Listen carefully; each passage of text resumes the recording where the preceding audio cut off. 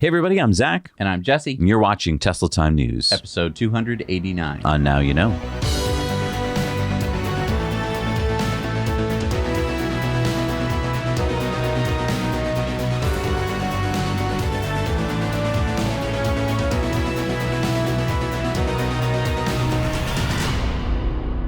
We're brought to you, as always, by our amazing Patreon patrons. You can help support us, bring you independent news every week by heading over to patreon.com/nowyouknow. There's really great perks over there you're going to want to check out. And we're also brought to you by BigBattery.com. No matter what you need to power, Big Battery can provide you with the latest battery tech at the best price per kilowatt hour, guaranteed. Now, hold on. My golf cart, for example, already has batteries in it. Why would I want to upgrade to lithium? You have a golf cart? Well, lithium-ion batteries are not only safer compared to traditional lead-acid batteries, but they save you space and weight in every application, and Big Battery makes packs that last up to 10 years or more.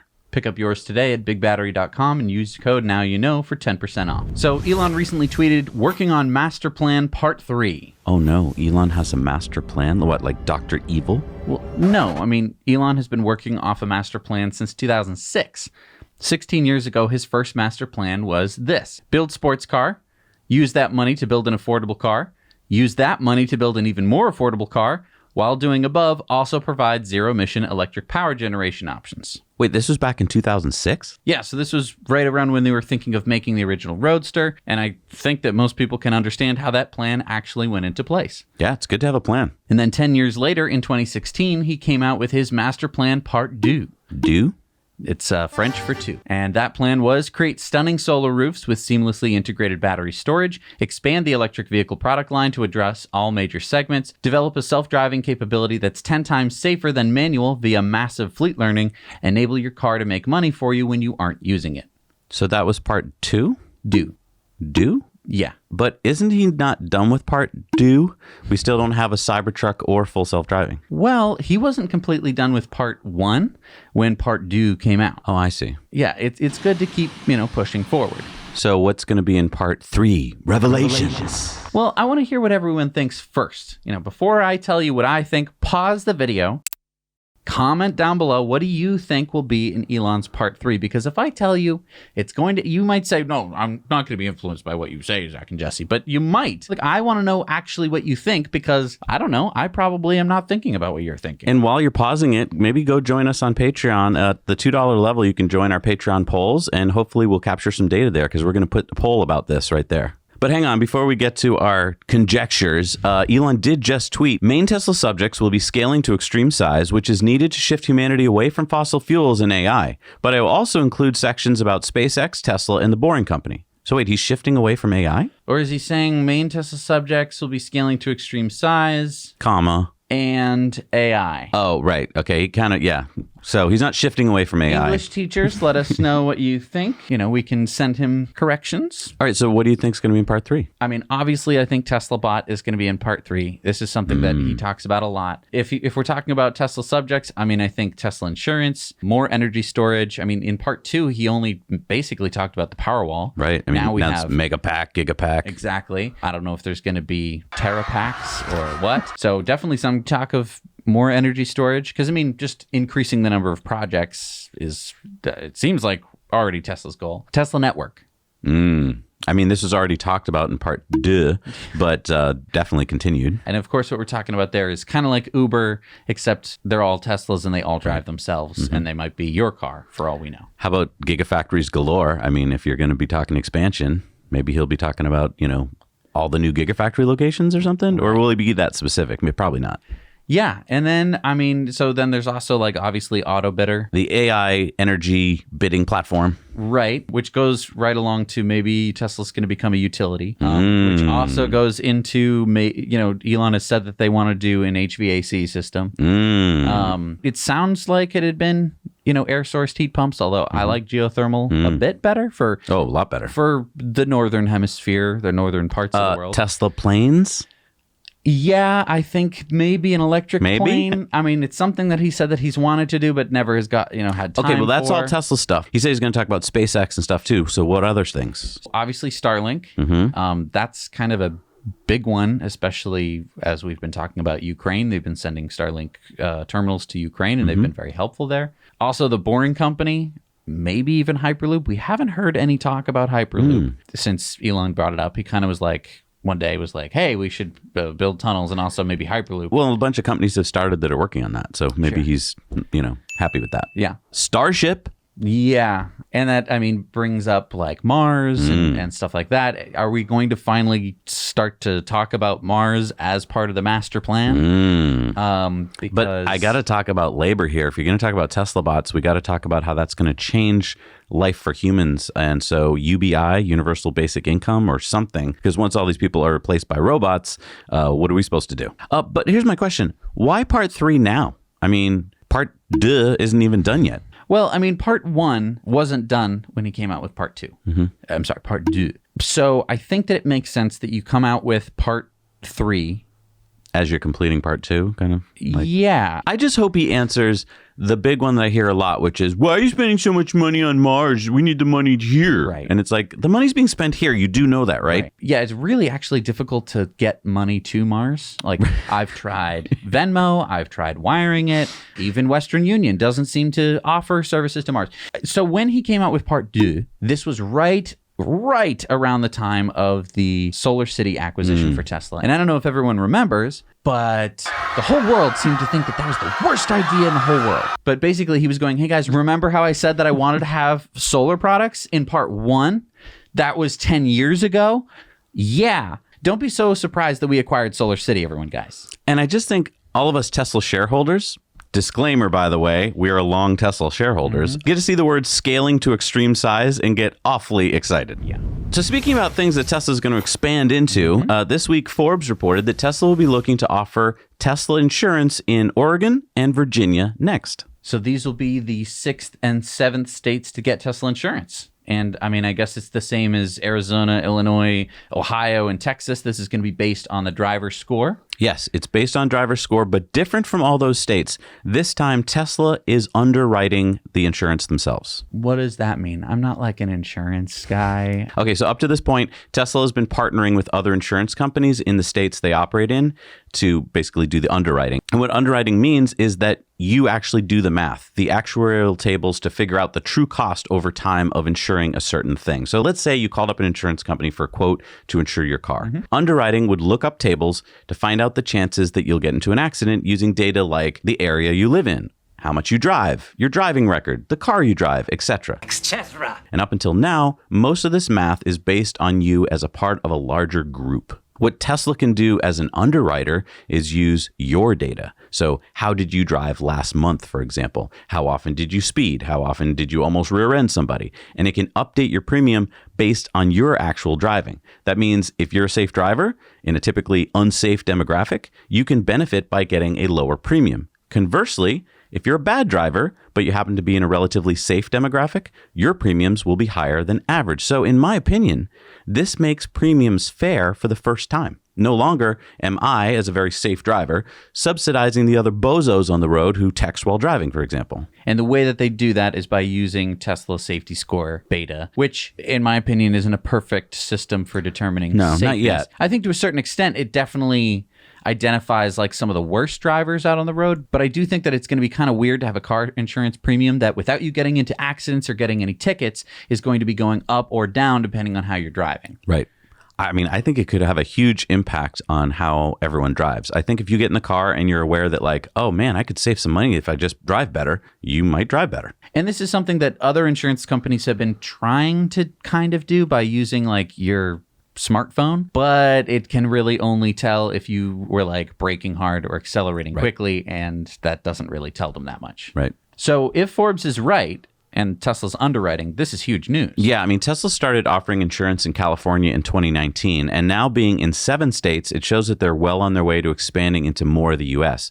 This, mark my words, could be a huge thing, just like we talked about 2 years ago on In Depth. We went into all the math on how much this could generate in revenue and income for Tesla. It's definitely worth checking out. I forgot how much work we put into that episode. Yeah, we'll put the link down below. So let's talk about Tesla raising their prices. Tesla's cheapest car now is the $47,000 Model 3 rear-wheel drive. It went up $2,000 last week. Went up from $44,990 to $46,990. The Model 3 dual-motor all-wheel drive went up $2,500 last week. And that was after it had already gone up $1,000 the week before. It's now at $54,500. Now, I just want to ask, a buddy of yours just got a new Model 3. He had signed up for it a while ago and just got it delivered a few weeks ago. What did he pay?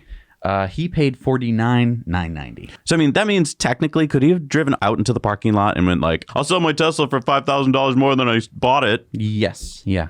Basically, that's what his delivery specialist said. That's unheard. I mean, we all kind of know that when you buy a new car, you immediately drive off the lot and lose a huge chunk of money. Right. Yeah. And I mean, it's really weird because most people will tell you, like, never buy a new car. Why? Because you're going to lose all the value driving right off the lot.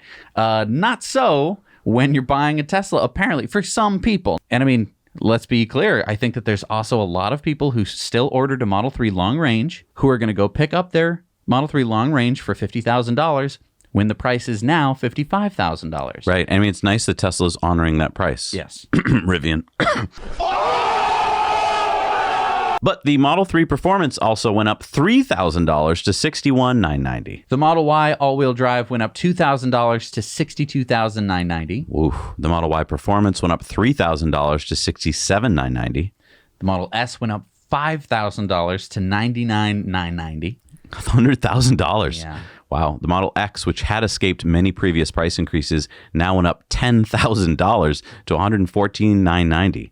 Model S Plaid is now $135,990. The Model X Plaid is now the most expensive Tesla at $138,990. Now, the thing to keep in mind, like I just mentioned, is that anyone who has previously ordered the car before these price increases is, as far as we know, going to keep the price that they agreed to. And also, I mean, even us Tesla owners who have existing cars, I mean, if we went to sell them tomorrow, I'm pretty sure the value has gone up. Now, is it because all of these Teslas have gotten that much better? No. It's inflation and supply chain, right? And I mean, I think a lot of analysts are going to be like, whoa, that's it for Tesla. But I think the demand is still there. And I think that it was smart that they were steadily increasing prices the whole time. It just made this a little bit less jarring for most people. Yeah, it's a lot like the lobster in the pot, right? As the temperature goes up slowly, you're not noticing as much. Right. But you know what? Some good news. Tesla did reduce the price of one model. I think we covered all of the models. What is it? The Tesla wall connector. Okay. What is it at now? It went from $550 to $495. 10% decrease. That's pretty good, huh? $55 off. Now, speaking of the Model Y, currently the Model Y long range has an EPA range of 330 miles. But you know what? I saw on the EPA website the other day that a 2022 Model Y all-wheel drive has a 279-mile range and an MPGe of 123. This is versus the Model Y all-wheel drive long range with an MPGe of 122. Could this be the new Model Y, like one with the 4680s? That's what I'm thinking. I mean, could this be what's going to be built at GigaTexas and Giga Berlin? I mean, comment below your thoughts, because I don't understand why they would have such a range decrease.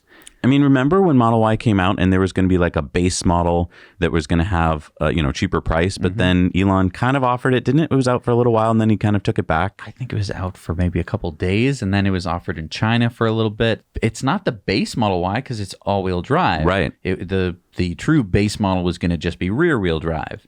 Or is this LFP batteries? I don't know. There's so many questions and not enough answers. But I think existing Model Y customers who are waiting for their Model Ys and ones who are signing up now are going to be a little bit maybe hesitant till they find out. And I think this could give a bump in deliveries and demand because I think people are going to want to wait to see what they're actually going to get.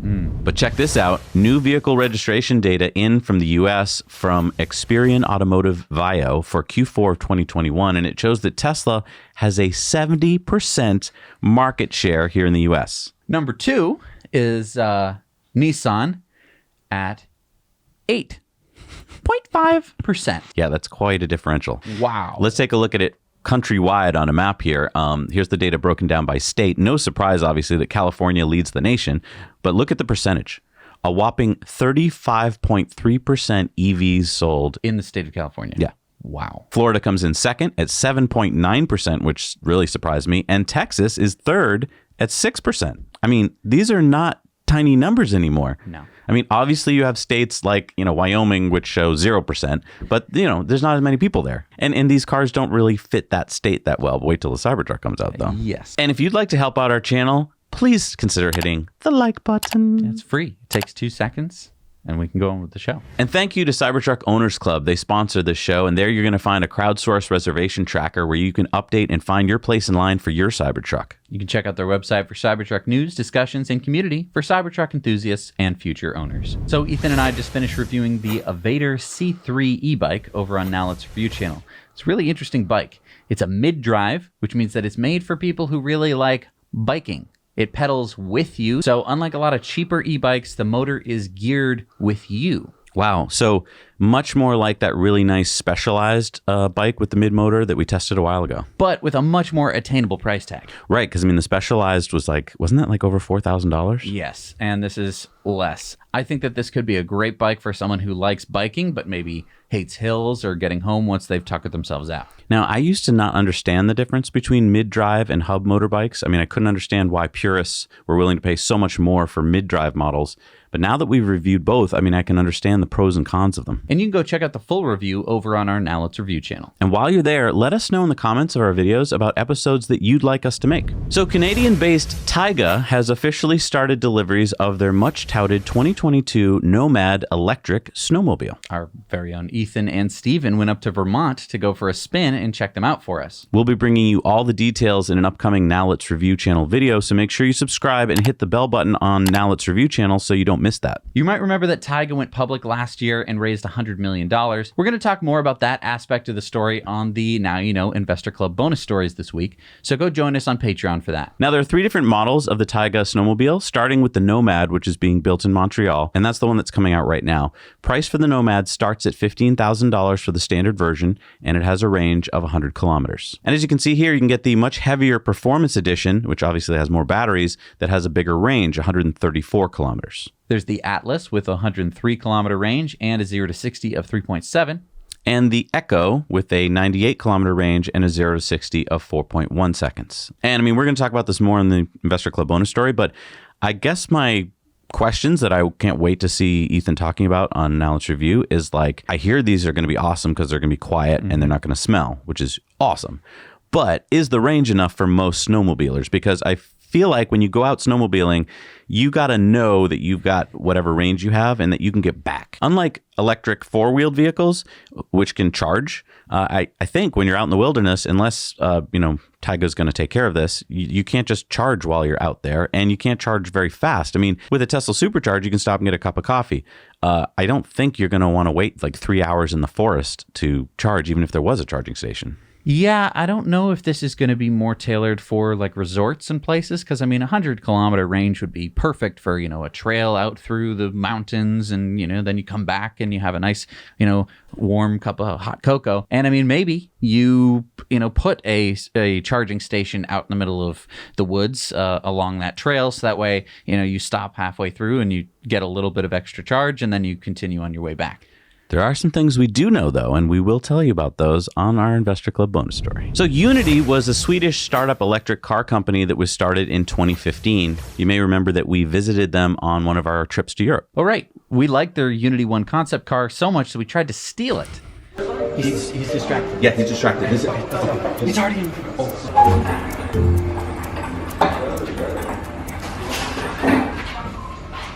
It's a Twizy. Wow. It's cool. Using fluorescence up there. That machine over there. Yeah, we're totally gonna make it. But you said Unity was a Swedish startup? Yeah, unfortunately, they are calling it quits. CEO Lewis Horn sent investors, of which we were one, email last week saying that Unity couldn't raise enough money on its latest round to continue operations, and they will be declaring bankruptcy. He said, due to our wonderful group of investors and supporters, we were able to consistently gain enough capital to survive, but only with an ever-shrinking team. To continue taking in capital that is only enough to survive places far too much external dependency on the company, and therefore far too much risk on those individuals who keep us going. For this reason, we now need to file for bankruptcy out of necessity. Unity was trying to relocate to the UK for production, but there is a lot of competition in this space, and it just shows how hard it is to go from designing a prototype to full production. Yeah, I mean, we really love their little car. It's reminiscent to me of like Eli. A little micro car that's all you need in a city. The Unity had this cool idea, which is you could have a suitcase size battery that you could take with you so you could charge it in your home or office and then bring it out to the car. And we thought that was really cool. At least back in 2016 or whatever when we were out there. But I mean, we kept just seeing the concepts kind of just drag on, and we kept waiting for, okay, like, it's great. Let's make it. Let's go. And it just kept being like, well, maybe. Right. We're working on it. Yeah, it's kind of easy to come up with a prototype, relatively, to how hard it is to go into production, because you need to find a factory and pay for the factory and then, do all of the production. It's just like, it's monumental. And that's why so many companies, and we're looking at you, Rivian, and others like that, are having trouble right now. Mm-hmm. And this is why I am a big proponent of electric vehicles, but I'm not going to be as rah about every single one of them. We need to see a strong company foundation with a good plan and all the right things. And even then, even with all the right pieces in place, you still might not succeed because, again, production is really, really hard. And we bring that experience to our Now You Know Investor Club because, I mean, we've seen companies that have made it and companies that haven't, and you learn a lot by watching that process. Yeah. Now, remember we reported on Our Next Energy, aka One, the Detroit-based battery startup a few months ago. Weren't they the one that put their own Gemini battery into a Tesla Model S and drove 752 miles back in December? That's the one. Whoa. They just raised $65 million primarily through BMW iVentures, and they're now looking for locations for their first battery plant in the U.S. One announced that they have contracts with 4 customers to provide 25 gigawatt hours of batteries over the next 5 years. So let's do the math. That would be enough batteries for about 300,000 cars.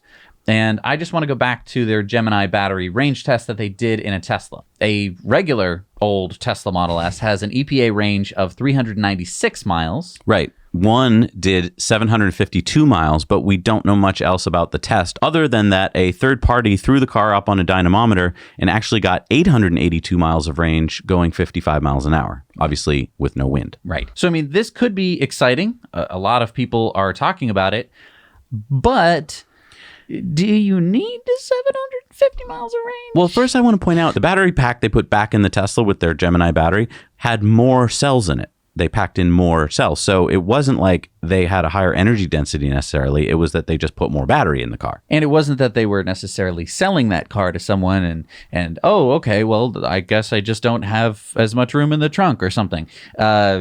We don't know what it looked like on the inside. They showed us it driving, which is great. And I believe that it went, 752 miles. It's just, yeah, I could have taken a couple of extra Tesla Model S modules, put them in the back of the car, plugged them in, done some electronic magic, and whoop-de-doo, I could have had extra range. We don't even know if this is a new cell technology or if it's just basically a different way to pack them. Right. I don't want to be negative about this battery. It's just, again, the question of, to go from a car that already had a really stellar range of 400 give or take miles, yeah, it's great that you almost doubled it, but does anybody need that, and what is going to be the cost? Yeah, I mean, one kept talking about how this would alleviate range anxiety, and I'm like, I don't think anyone who drives a Tesla ever really feels range anxiety. And I mean, you're still going to need to charge it, right? It's not like you just plug it in one day and you forget about it for, a month. There's so little data about what else this battery offers that I am kind of surprised that so many companies are signing up to get their batteries, and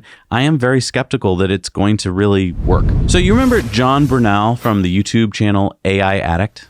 Yeah, we showed his video last month of the first Tesla crash in FSD beta that was caught on video. Right. John was actually an employee of Tesla's as a data annotation specialist in August of 2020, and then as an advanced driver assistance systems test operator, where he was involved helping to develop FSD and test operating the software.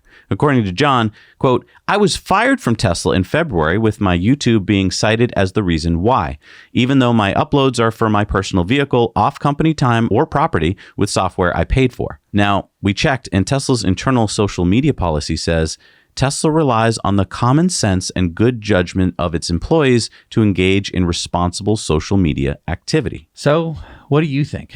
Should Tesla have fired John for posting this video?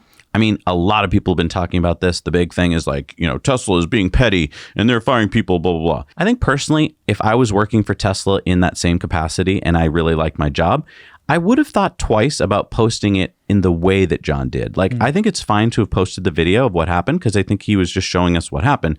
But let's be clear. He was driving the car when it crashed because he took over even before it hit the bollard, A. B, he didn't take over soon enough, in my opinion. And C, the thumb he put up and the title is pretty incendiary. It's pretty clickbaity for YouTube. I mean, look, he's gotten over 250,000 clicks. And that's not what Tesla wanted. They don't want to be touting crashes, and I can understand that. And, I mean, to call it a crash, he bumped into a plastic bollard, which didn't do that much damage to the vehicle. Right. I got to imagine if that was a person or a pole, he would have taken over much sooner. And, because he knew that route and he knew those were plastic. So, I mean, he wanted to see what would happen, which is fine for a tester to do. I just feel like you were working for the company. And if you use common sense, in my opinion, most people would say that's not how you post. Now, on the other hand, we don't work for Tesla. So when we go out and do a video, we can put any kind of thumb we want. Right. There is the danger that they could take us off of the full self-driving beta program if we did something truly extraordinarily dangerous or if we got into an accident like that, I suppose. But honestly, I think we're very fair. Like when we're showing the video, we're showing how we have different personalities behind the wheel and how the car reacts in good and bad situations. So, I mean, again, just kind of like John, we're not trying to diss the company. We're just trying to show you what it's up to. Right. But yeah, I'd like to know your thoughts about whether you think John should have been fired. So Holmar's Catalog tweeted out, sync your Tesla driver profiles to the cloud. Flame, flame, flame. Elon said, took us way too long. Right. I mean, if you remember a while ago, Elon said that this was going to be a future feature. He said that back in December of 2019. So, I mean, it only took 2 years. But now you might be saying, wow, 2 years to make such a simple software change. But I mean, think about why this feature is really needed. Right. It's not for your average Tesla owner because you can store a bunch of Tesla users in your car already. I know that some people, buy a Tesla and then they buy a second Tesla. Not everyone can really do that. So, uploading it to the cloud doesn't really help. Is it for Tesla owners renting through Turo or Hertz and others? Yeah, I mean, that's got to be the reason. Even if you own a second or third Tesla, you can still store your name in those cars and just hop in and hit your name.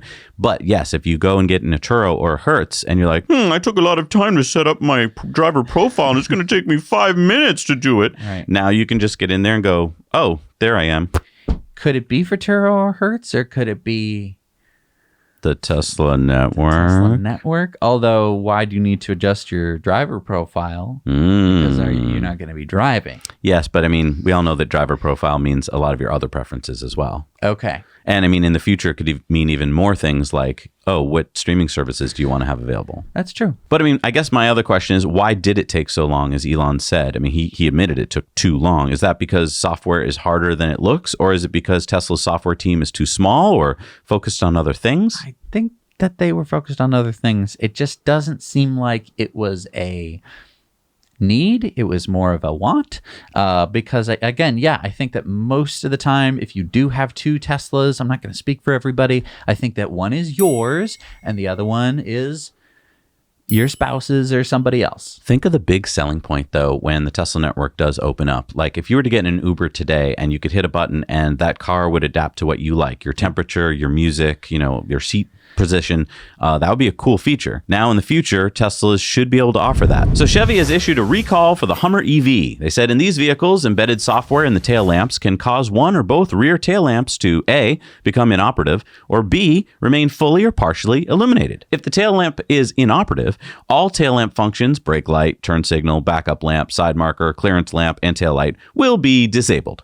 If a tail lamp remains fully or partially illuminated, some or all of these tail lamp functions will remain activated at all times, even after the vehicle is turned off. Okay. But, I mean, why are we reporting on this? This is a software thing. I'm sure with an over-the-air update, they've probably already fixed it. No. Hummer EV owners will have to bring their cars into dealers and have the whole tail lamp assembly replaced. Even though it's software? Software in the tail lamp, like firmware in the tail lamp that you can't get to without basically, I think, replacing, maybe they can plug something in and replace the firmware, but it sounds like they're just going to have to ditch the whole tail lamp. So, I'm sorry. How long has GM been making cars with tail lamps? Well, with tail lamps that you can over-the-air update, never. Right, I know, but I'm just saying, like, the embedded software in the... Well, think about it. GM has dealer networks that they want to give them service for. So they don't want to take this... This isn't just supposed to be like, oh, well, you know what? This is going to make the dealers happy. It is. I mean, in a way, they're going to get paid. Well, yeah, but that's not why they did it. They were like, Bob, should I put the wrong tail lamps in there? No, I'm saying that they're not incentivized to do over-the-air updates. It's not built into their culture. It's built into their culture to be like, when you need a new pot, bring it down to your Chevy dealer. Right. And luckily, only 10 Hummers were recalled, which kind of shows that only 10 Hummer EVs were built up until the end of January. When people are like, Zach and Jesse, why do you keep saying that you think that GM is going to fail? It's numbers, it's data. Kind of like things like this. Like, and you might say, well, this is only 10 Hummers, Zach and Jesse. Because that's all they made. That's all they made. First of all, that's a little red flag. The second is that they made a car that they can't fix. And the tail lamps already failed? What? Yeah. Okay. Let's move on to Ford. Yeah. So members of the F-150 Lightning Forum gained access to the Mulroney stickers of the two versions of the Ford F-1 Lightning. Oh, right. Those are the stickers on the car that give you kind of the breakdown of all the data. So base model Ford F-150 Lightning looks like it gets 68 miles per gallon equivalent and 230 miles of range, while the Platinum series gets 66 miles per gallon equivalent and 300 miles of range. So I think that this is tough for a lot of people. MPGE, or miles per gallon equivalent. Right. It's not a very technical comparison. It relates to the total amount of energy used, and it doesn't really help EV drivers. This is mainly for non-EV drivers so that they can compare their ICE cars. But they also included kilowatt hours per 100 miles, which you can then more easily convert to watt hours per mile, which Tesla uses. So let's do the math for you, giving us efficiency for the base F-150 model of 490 watt hours per mile, and the Platinum model gets 510 watt hours per mile. But oh my gosh, I mean, that is like more than double what a Model 3 uses. Sure, but I mean, this is a pickup truck. It's not a Model 3. But it's horrible. It's so inefficient. Well, it's going to be replacing a gas pickup truck. But I mean, look at the Mulroney sticker. They're only going to be seeing a fuel savings of like $1,500 in 5 years. Okay, but if you read the fine print, that's compared to the average new vehicle, not a comparable vehicle. So we're not comparing apples to apples here, unfortunately. See, this sticker makes me so mad because instead of comparing it to your existing pickup truck, it's comparing it to the average fleet, which is mainly sedans. Okay. For context, the Rivian R1T pickup only gets 70 mpge or 480 watt hours per mile. Slightly more efficient, but it's a much smaller truck than the F-150. Wait, okay, so if the $1,500 is wrong, what would be the fuel cost comparison for a gas Ford F-150? Okay, well, F-150s come in all shapes and sizes, but the most efficient versions get 25 miles per gallon. So let's do the math. If we take the current gas prices, you'd be spending about $2,550 a year if you travel the average 15,000 miles a year that we do here in the US. So that's $12,765 in 5 years of gas money versus the Lightning electric vehicle, which would be using about 750 kilowatt hours per year. And we'll take the average electricity prices would be costing about $750 a year or $3,750 for 5 years. That's a savings of over $9,000 in 5 years. So the Mulroney sticker is wrong. I mean, even if we're going to take normal gas prices, we're still talking about, over $4,000 in savings. Right. And I mean, I know there are a bunch of people who drive their trucks way more than 15,000 miles a year, and that would mean an even bigger savings. And again, we're talking about the best case F-150. Some of the more thirsty gas models, we're talking 19 miles per gallon. In more expensive fuel states like California, let's say 25,000 miles a year, you could be seeing savings as high as $5,000 a year. And that's taking into account higher electricity prices for the state of California. Yeah. So, I mean, this is the problem with most people who go buy cars. They're not looking at the total cost of ownership. They're just looking at the sticker price. And you really got to do some math. So it really sucks that the Mulroney sticker is kind of doing a disservice to the Lightning. And I think because it was designed back when we were only talking one type of car. Right. And now it's like, the comparison is so vastly different. And for the people who are saying like, yeah, but these trucks are so inefficient. Yeah, but you're replacing a gas pickup truck. And I mean, Pete Buttigieg, if you're watching, Secretary of Transportation, change the damn Mulroney sticker because it is misleading the American public. Okay, Jesse, what do Starbucks, Volvo, and ChargePoint all have in common? Coffee, cars, Seinfeld? Nope, that's charging. I'll give you a hint. Take a look at this picture. Oh, they're partnering to make a charging network? That's right. Volvo announced they are going to test a CCS EV charging network from Seattle to Denver with up to 60 Volvo-branded ChargePoint DC fast chargers in up to 15 Starbucks locations by the end of this year. So is this only for Volvo EVs? Nope. According to Volvo, they say they'll open this to any CCS-compatible EV with up to 4 charger stalls per location, and these are set no more than 100 miles apart, so basically any EV should be able to make it between them. Only for stalls per location. But so why Seattle to Denver?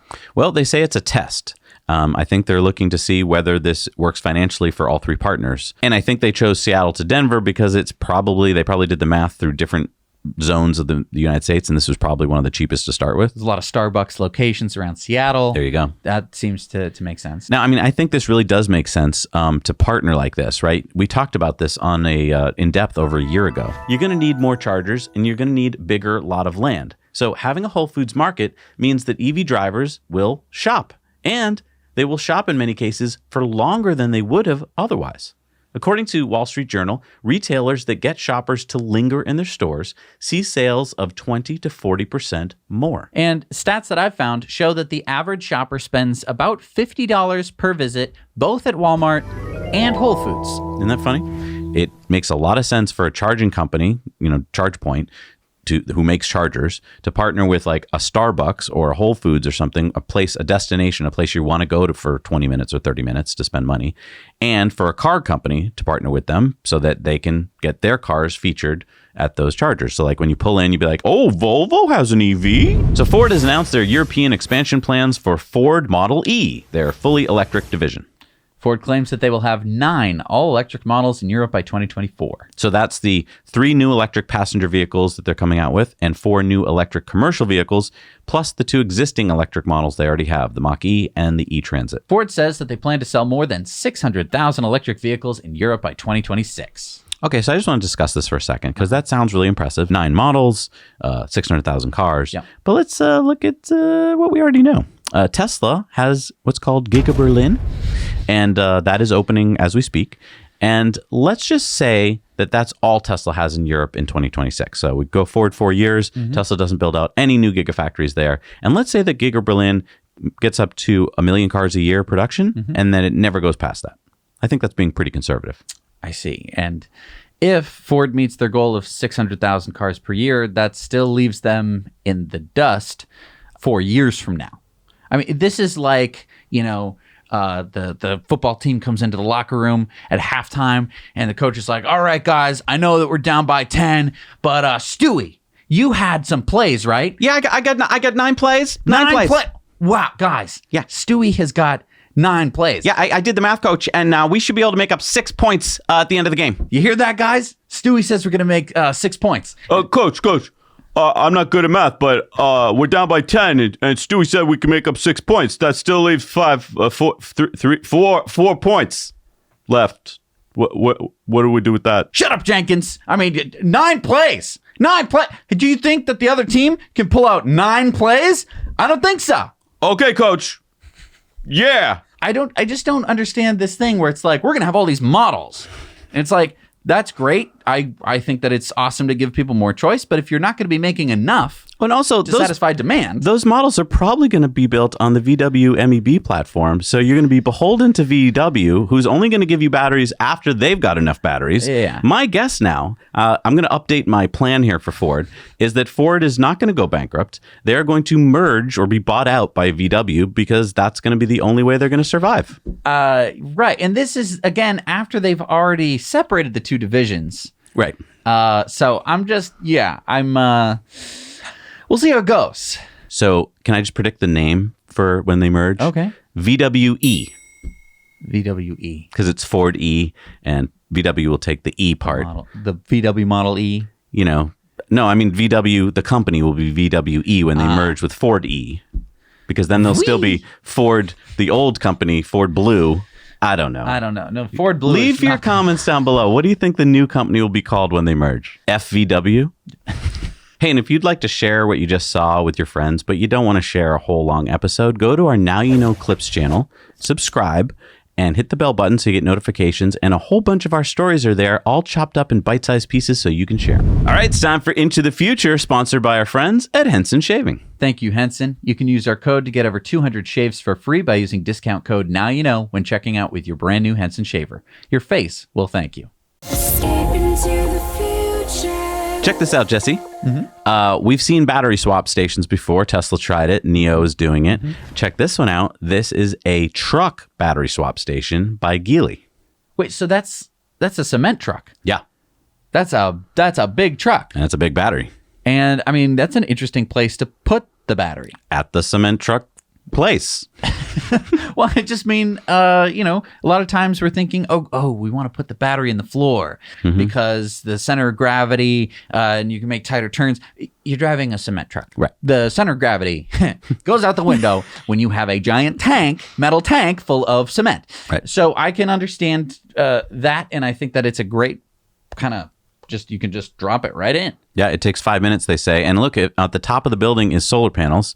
I'm not sure that fully offsets all the use. It probably can't, but at least they're trying. Yeah. Well, my kind of question here would be, they haven't given any details about how many batteries they can store, how long it takes to charge them, like how many kilowatts has to go into that building to keep everything charged. Sure. But I mean, if we just look at this picture, if that's like a standard kind of depot with 20 trucks, if that can handle 20 trucks, that could be a really cool solution.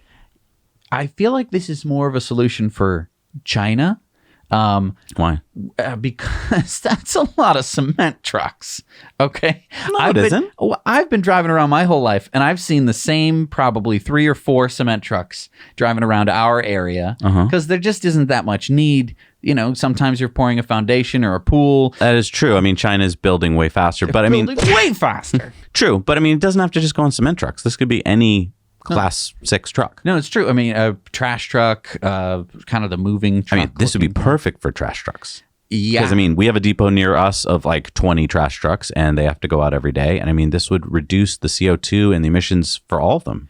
It's a question of whether or not you should just charge the truck or whether it actually makes sense to, because there's a lot of infrastructure, to have a battery swap / charging station and all of the things that kind of go along with it. It can be easier to just kind of back the truck up, plug in a fast charger, and the next day you go out and you pick up the trash. But here's got to be my fear if I own a big company like this is, I mean, you told me it can charge overnight, but what if my guy gets back at 2 and he can make another run, but the truck's not ready? I lose money. Whereas this, it's like, in 5 minutes, he's back out on the road. No problem. Yeah, I want to go this way. No, I do think my big question is, who pays for this? Is it, Geely offsets the price so that they can sell more trucks, or, because I mean, this has got to be pretty expensive.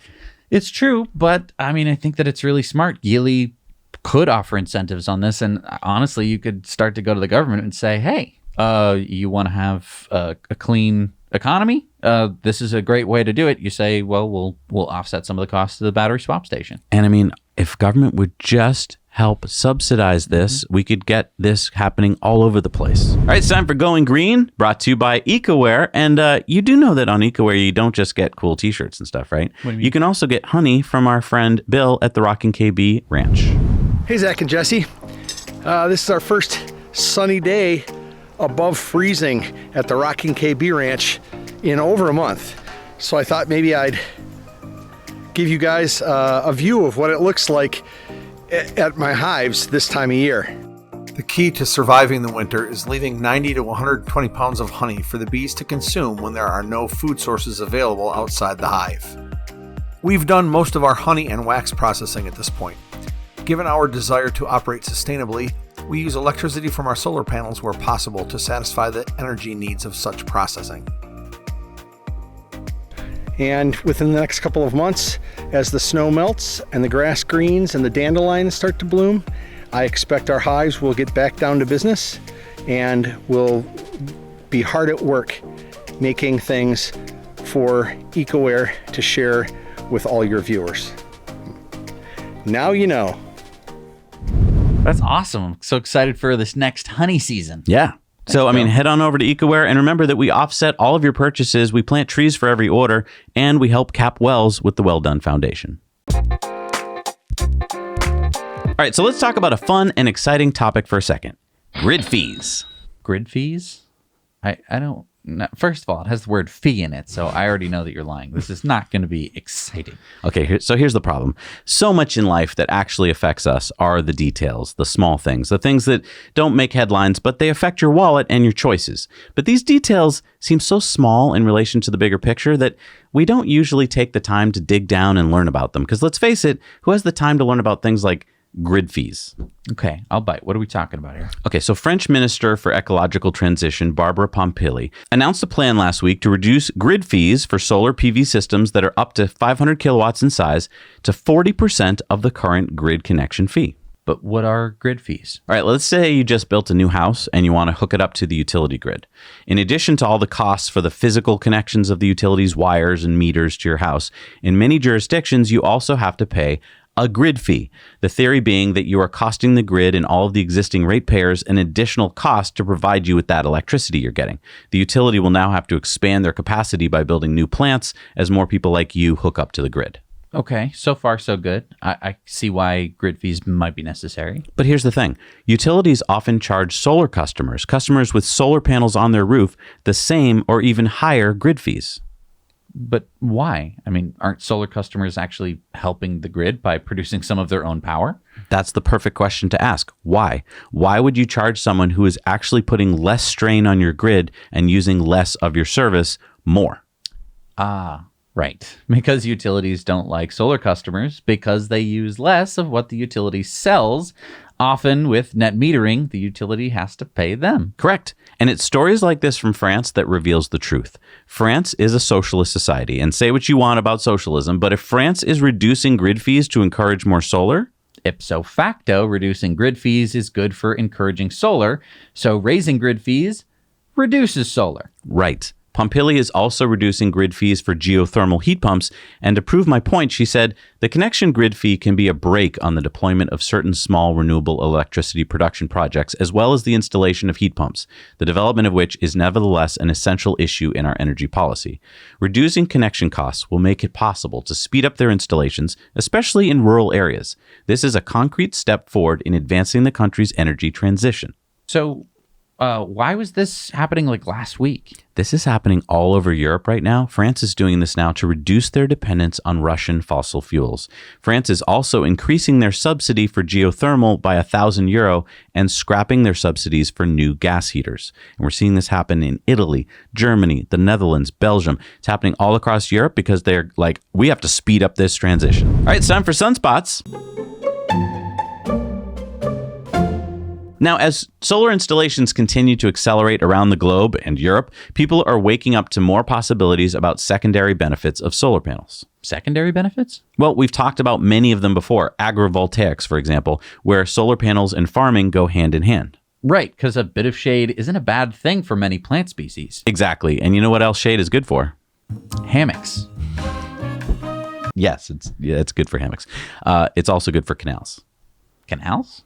Yeah, the California Department of Water Resources and a bunch of other partners are partnering on a project called Project Nexus, a project to place a mile-long string of solar panel canopies over irrigation water canals in California's San Joaquin Valley. This would be the first solar panels over canals in the U.S. I get why putting solar panels over canals would be a good use of unused space, but what? All right, well, let's let Professor of Engineering Roger Bales from the University of California explain. He said most of California's rain and snow falls north of Sacramento during the winter, while 80% of its water use occurs in Southern California, mostly in summer.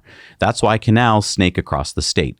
It's the largest such system in the world. We estimate that about 1 to 2% of the water they carry is lost to evaporation under the hot California sun. In a 2021 study, we showed that covering all 4,000 miles of California's canals with solar panels would save more than 65 billion gallons of water annually by reducing evaporation. That's enough to irrigate 50,000 acres of farmland or meet the residential water needs of more than 2 million people. Oh, so a little bit of shade goes a long way. Yeah, I mean, think about how much money that water is worth. Like just in terms of money, So it's worth covering the canals with anything. Now, if you can cover them with solar panels where you're making electricity, it's like a win-win. Hey, and if you'd like to get solar on your house and maybe give yourself a little extra shade, talk to our friends at Energy Pal. They'll help you go solar with batteries for less. They'll answer all your questions, and it won't cost you a dime. Check out their link below. Let them know that Zach and Jesse sent you. All right, it's time for our video contributor stories. And hey, we're running out of stories, so please get on your phone, make a 2-minute story or less, shoot it in landscape, and send it to hello@nowyouknowchannel.com, and maybe you'll make it on the show. What do we got this week, Jess? Kent shared this video about his electric jet boat conversion. What? Hello, Zach and Jesse. My name's Kent Patterson. I live in Lake Country, BC, Canada. I'm a patron of the show. I've been watching for years. I'm a huge fan. I thought I'd send you a contributor story. We're converting my 1981 jet boat to electric. As you can see by the decals, that there's a theme going on here. It's the same theme as your show. They're both all about Tesla.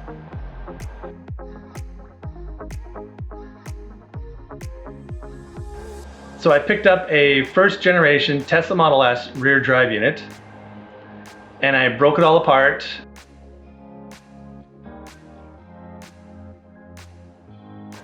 Pulled the differential out of it, left with just the motor and inverter. Gonna put them in the back of the boat and couple the motor to the jet drive. Then I've got 14 Tesla battery modules that I'm going to put in the middle of the boat. And those 14 modules will be putting out a total of 319 volts driving the Tesla motor. And the motor will be putting out a total of 470 peak horsepower.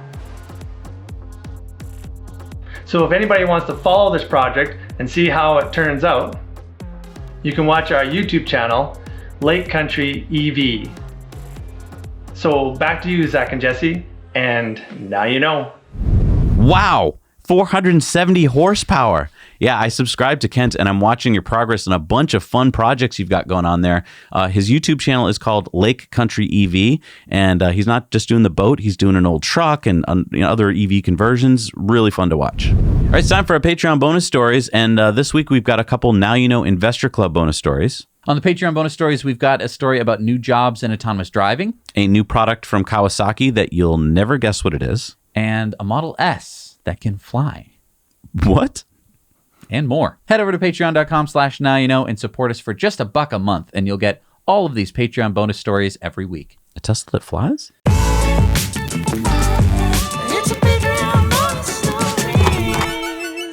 All right, we're back from the Patreon bonus stories. We had some fun looking at flying Teslas. Who do we have for our Patreon shoutouts this week? We've got Dana Mall, MD. Leonard Phillips. Jared Bennett. Roosevelt Watson. Brett Hanley. Charles Hagg. Dave Dobler. Ryan Markham. Michael Barfield. Chris Van Helfteren. Kevin Heisler. Tesla Tom. Chris Robinson. Mark Bonin. Tatsuyo Okaya. Scott J. Richard. Go Green DTLA. Valerie R. Haitham Albeck. Terrell Prince. Mika Keski Hakila. Chris Horvath. And Derek Stringer. Thank you so much for supporting us. We can't do this show without you. All right, so we had a poll, and this is because I see this news article like every day now for like months, and it's like, Tesla's working on a new phone. And then I read the article like, oh, wow, there must be a new tweet I missed. And then it's always, nope. Right. Oh, so you're not. Yeah. So do you think Tesla's secretly working on a phone? And most people say no. And they are ready for this story to die as much as we are. 20 people do think that they are working on a phone. So it's not that I wouldn't love it, but it just... Because I want to... Really? You know something that I don't know? Yeah, Elon said that they're not. I don't know how many other things he said that he's not working on that he secretly was working on. Also, we're running another poll this week. What do you think is going to be in the Master Plan Part 3? So go join us on Patreon and answer that. Yeah.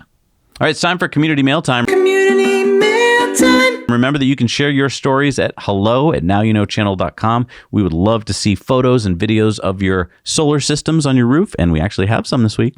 So Navas sent us these pictures of the Hummer EV at the Macom Auto Auction in Glendale, Arizona in March. Andreas in Switzerland writes to tell us about the Model Y police car on duty now in the canton of St. Gallen, Switzerland. and the first all-electric car transporter from Swiss electric truck manufacturer Designwork. This 680 horsepower truck has a 900 kilowatt-hour battery pack and plans to cover 450 kilometers a day and charge overnight at speeds of 350 kilowatts. Andreas, please get us some footage of that truck in action. Yeah, 450 kilometers a day. That's insane.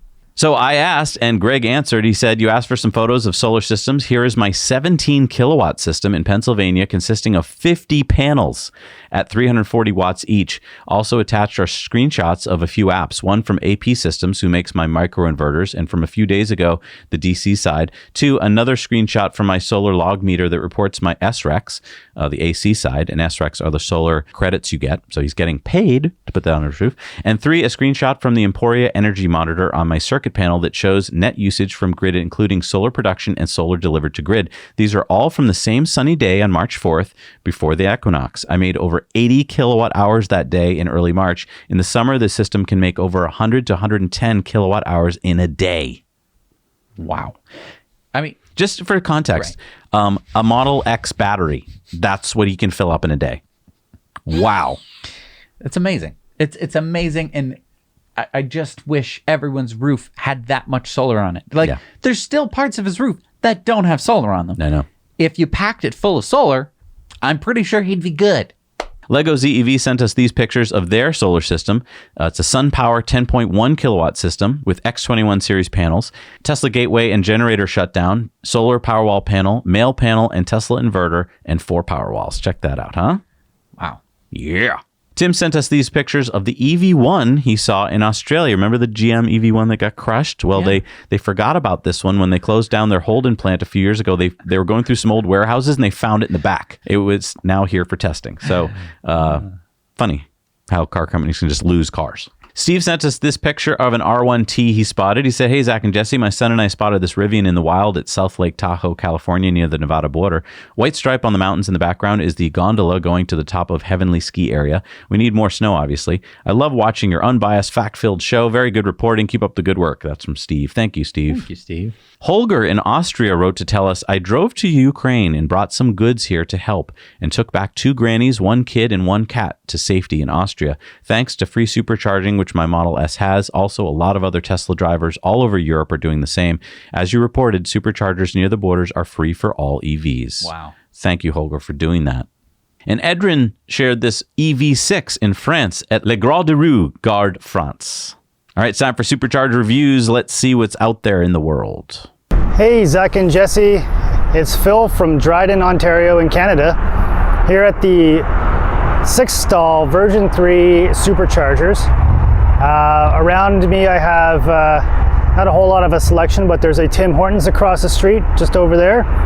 And there's a grocery store over there.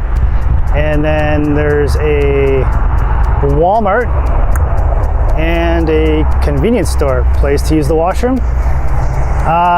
Yeah, this is a good spot. I give it I would say a 8 out of 10. It's on the Trans-Canada Highway, so it's an ideal location. Now you know. Hey, Zach and Jesse, this is Lawrence. I'm at the 20-stall Supercharger here in Beaumont, California. It is right next to an In-N-Out Burger, which is pretty famous here in Southern California. It's in a shopping plaza that's got just about anything you need. Other places to eat if you want. There's groceries. There across the street is a Walmart. I mean, it's got anything you need pretty much here. Banking. Very close to the 210, right off the 210 freeway. Beaumont is a little farther midway between LA and Palm Springs, which is where we're headed. We always stop here to grab some food at In-N-Out, great hamburgers. Usually we stop and we charge when we had our Model X. It'd be a great place to charge, but now we have the Model S Plaid, brand new. There we go, we don't even have the plate yet. But with the longer range, you don't need to stop now. We don't need to stop and charge, so we just stop and eat. And we thought we'd make this video for you guys. And I'm hoping you guys can come out and give a review of the Model S Plaid here. We're in Palm Springs, and if you're ever in Southern California, that area, come stop by and take it for a test drive. So I give it a 10 out of 10, and now you know. Hi, Zach and Jesse. We're out here in Ogallala, Nebraska at the 8-stall version 2 Superchargers. In front of us here we have a hotel. Over here is a McDonald's. There we go, McDonald's. But the best part is over here. We got this little playground area right there. And there's a lake over there too. So because of that, I'm gonna give this a 6 out of 10. Now you know. Hi Zach and Jesse, I'm Dario from the United Kingdom and I'm on holiday in Spain near Ondara. Last week you mentioned that the new Tesla Supercharger was open. Well, here it is. This is the 8-stall Tesla Supercharger near Ondara. It's at the Marina Shopping Outlet, which has a very large outlet with lots of food stores in there. For out of hours, there's a Burger King over there. There's a KFC, and there's some other food outlets here anyway. So this is an 8-stall, 250 kilowatt. I don't actually have a Tesla. I'd like to have one day, but at the moment I'm here on my motorcycle, so now you know. Thank you so much for doing Supercharger reviews. We have a map of all the Supercharger reviews that we've ever received. We're the only ones, I think. You can go look at that map. Video map. It's on our website. It's called nowyouknowchannel.com. You can look at that for free. All right, what do we got for new Superchargers that have gone online? There's a lot this week, so nice. Here we go. Number 39 in Hong Kong is the 6-stall at Plaza 88 in Hong Kong. The 5-stall in Shaiyi Shengpu Barn in Taiwan. Number 46 in Taiwan is the 3-stall at Tainan at the Dongshan service area in Taiwan. The 8-stall in Buyeo, South Korea. The 9-stall in Sejong, South Korea. Number 145 in Canada is the 12-stall in Burnaby, British Columbia. Number 13 in Finland is the 4-stall in Rovaniemi, Finland. Number 20 in Missouri is the 8-stall at Cape Girardeau in Missouri. Number 36 in Illinois is the 8-stall at Tynan, Marion, Illinois. Number 273 in California is the 12-stall at La Mesa, California. Number 11 in Alabama is the 16-stall at Leeds, Alabama. Number 13 in Iowa is the 8-stall in Walcott, Iowa. The 8-stall at Montenero di Bisaccia, Italy. Number 52 in Italy is the 8-stall in Bardonecchia, Italy. The 6-stall at Gwangyo Central in South Korea. Number 69 in South Korea is the 3-stall at Pangyo at Baekhyun-A, South Korea. Number 46 in Virginia is the 4-stall at Exmoor, Virginia. Number 28 in Arizona, number 1301 in the U.S., number 3318 in the world is the 16-stall in Glendale, Arizona. Wow, there's a lot of Superchargers.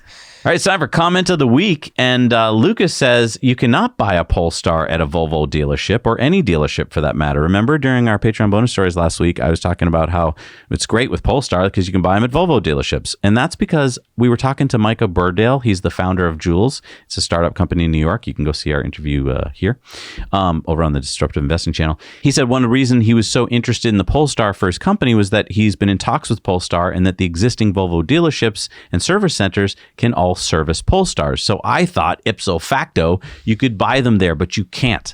So he's right. You can get them serviced at Volvo, but you can't buy them at Volvo. Where you can buy them is online, like with the Tesla, and then you go to a Polestar space. So in the US, by the end of this year, there will be about 35 of them, and you pick it up there, but you cannot buy it at a Volvo dealership. I was driving past a Volvo dealership and I saw... That's because for 3 months, before they got all these sites up and running, they were using Volvo dealerships to buy them, but not for long. Okay.